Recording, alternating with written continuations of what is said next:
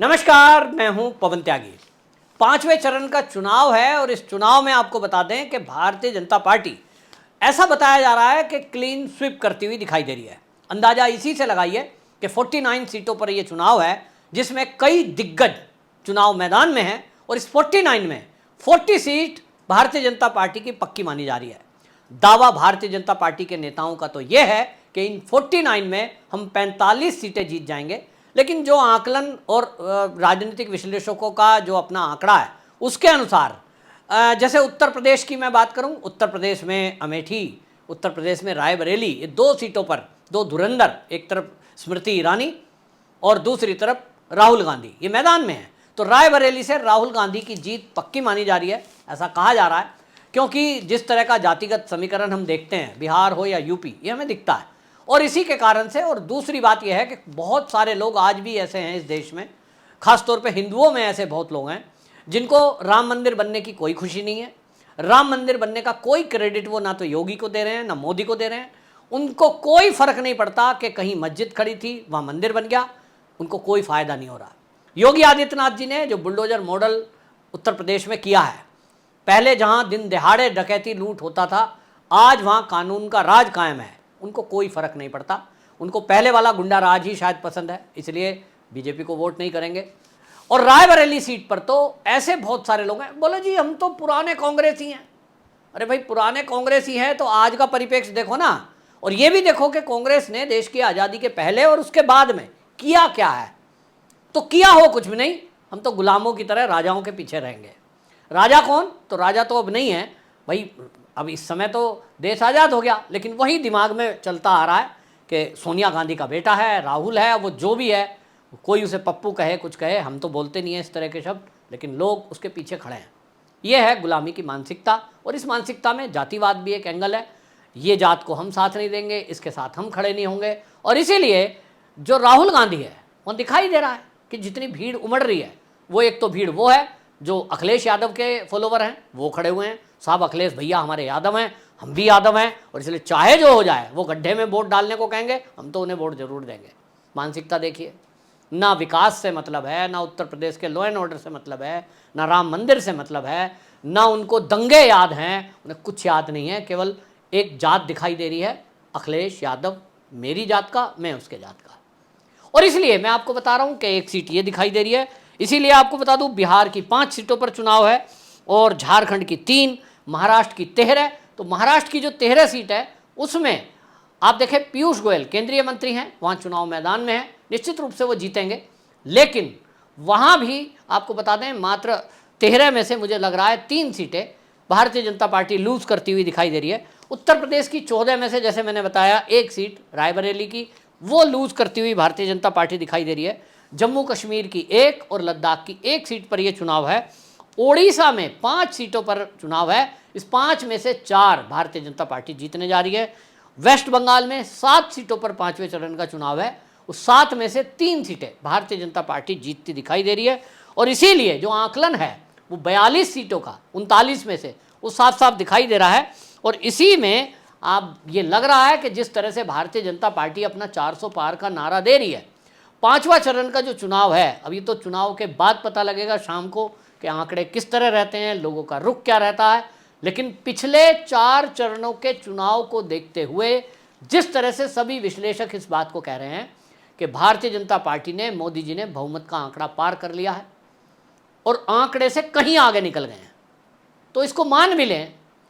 और इसमें 42 में सीट मेरा आकलन है, लेकिन अगर इसमें 40 भी जोड़ दें तो अब आप सोचिए अपने आप ही कि 272 का आंकड़ा पार करने का मतलब है लगभग 300, और अभी इसमें 40 प्लस कर लीजिए तो 340 हो गई। 340 हो गई तो अभी तो फिर 6ठा और 7वां चरण बचा हुआ है। अगर उसमें 50 सीटें आ गई तो 400 पार भी ना हो तो 400 को छूने का आंकड़ा होता हुआ दिखाई दे रहा है।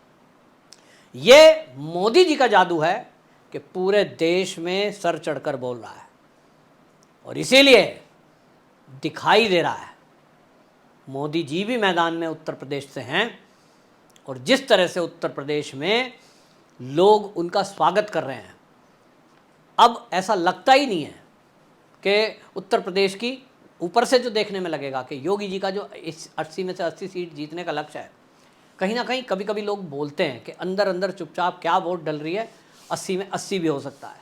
लेकिन अखिलेश यादव, उनकी डिम्पल जो पत्नी है वो तो हार रही है, लेकिन अखिलेश यादव की और राहुल की सीट को मैं जीतता हुआ दिखाई दे रहा है मुझे।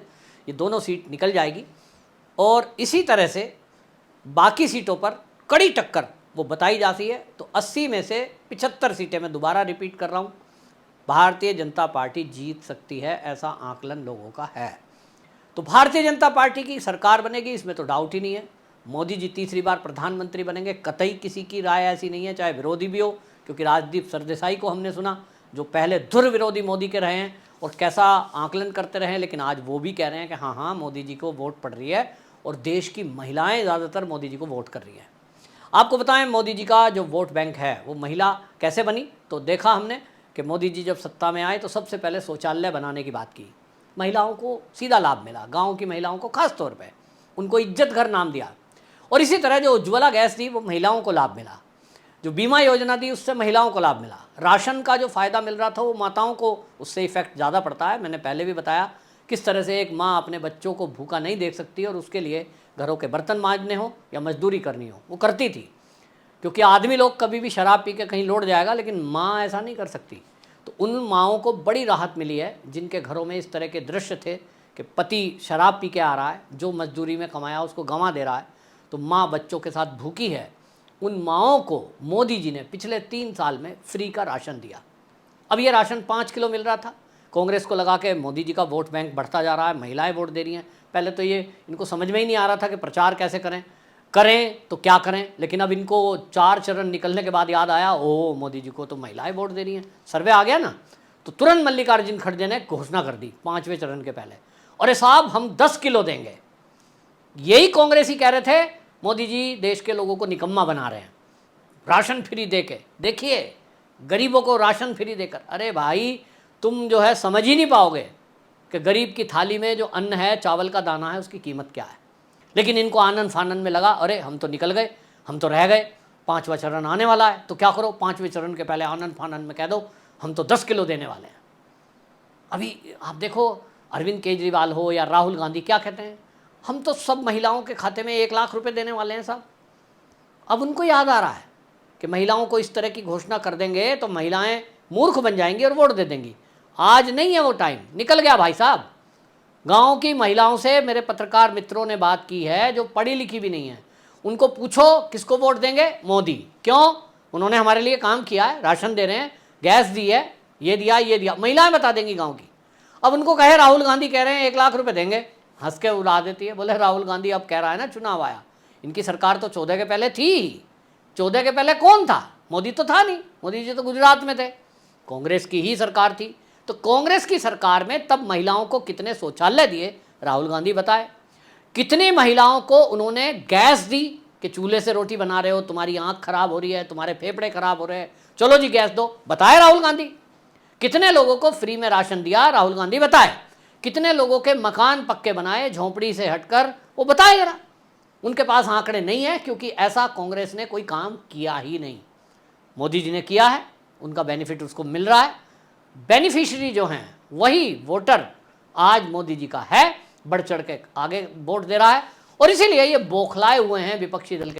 अब क्या करें, अब तो बात हाथ से निकल गई, सरकार मोदी जी की बनती दिख रही है, तो अब तो बस एक ही बात है कि ये सब लोग बस हाथ पीटते रह जाएं। हाँ, ये अब उल्टा सीधा जरूर बोलेंगे, उल्टी सीधी बातें करेंगे, लोगों को भड़काने की कोशिश करेंगे, झूठ बोलकर बरगलाने की कोशिश करेंगे। और इसलिए जनता अब मूर्ख नहीं बनती, सोशल मीडिया का ज़माना है, मीडिया को मैनेज कर सकते हो लेकिन सोशल मीडिया को नहीं।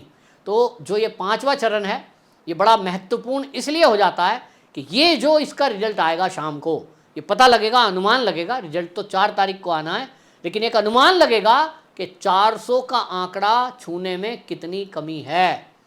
क्या जो 400 का आंकड़ा बीजेपी दे रही है वहां तक पहुंच पा रही है, या ये जो 39 सीटों का 5वें चरण का चुनाव है, अगर इसमें भारतीय जनता पार्टी आधे से कम पर रह जाती है यानी 20 का आंकड़ा छू पाती है, ऐसा लगता नहीं है। लेकिन मैंने जैसा कहा शाम को पता चलेगा, क्योंकि भीषण गर्मी है, लू चल रही है, भयंकर गर्मी है, मौसम विभाग ने भी कहा है ऐसे में लोग वोट डालने निकलते हैं कि नहीं, ये एक बड़ी बात है। और इसके बाद ही तय होगा कि भारतीय जनता पार्टी 400 का आंकड़ा छुएगी या 300 के आसपास सिमटेगी। आपकी क्या राय है, कमेंट बॉक्स में जरूर बताएं। वंदे मातरम।